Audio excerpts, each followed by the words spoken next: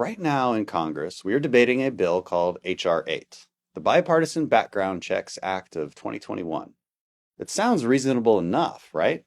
Not exactly. First, background checks already exist for most gun purchases, but this bill would implement universal background checks. What does that mean? Well, in some states, you can privately transfer your gun to someone else, a neighbor, a friend, a family member.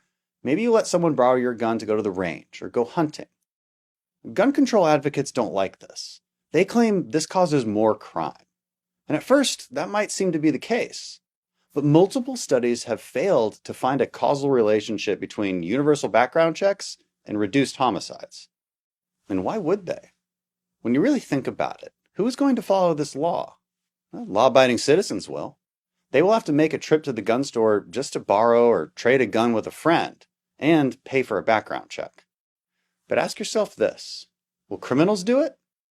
In fact, it's already illegal to knowingly transfer a gun to someone who can't legally possess a weapon. And yet, criminals do it anyway. So, would universal background checks stop crime? Will criminals self-report their transactions like is required under universal background checks? Of course not. They already don't, because they are criminals, and there is no incentive to do so, and no way to catch them if they don't. What about closing the so-called gun show loophole? Well, the truth is, if you go to a gun show and buy from a licensed dealer's, you already have to go through a background check just like if you were buying a gun from a retail store.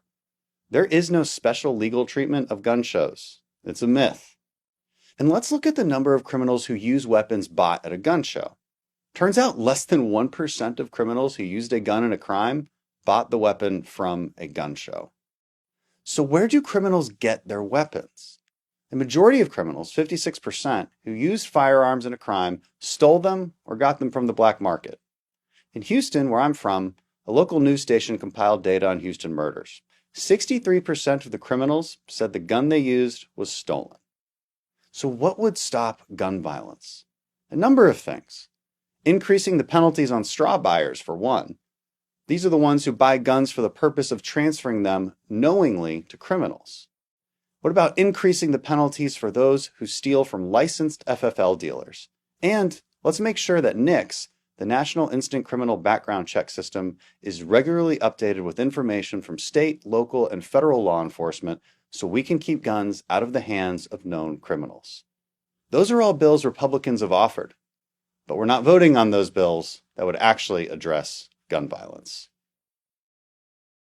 All H.R. 8 would do is turn lawful, normal activity into a federal crime without doing anything to stop violent crime. That's what you need to know about universal background checks.